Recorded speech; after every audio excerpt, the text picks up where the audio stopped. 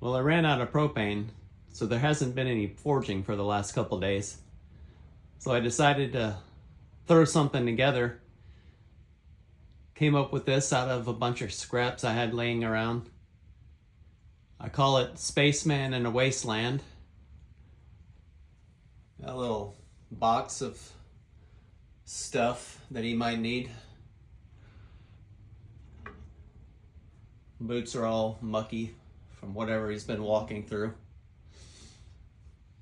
He's got his handy dandy little ray gun thing, whatever. Little detail on the helmet. A little backpack with his oxygen. He's a sergeant in whatever Space Force he belongs to. He's got his little satchel. Keeps all his little stuff in. He's got a little staff. And space staff. So yeah, I hope you like it. 2 days to complete. I think it's pretty cool.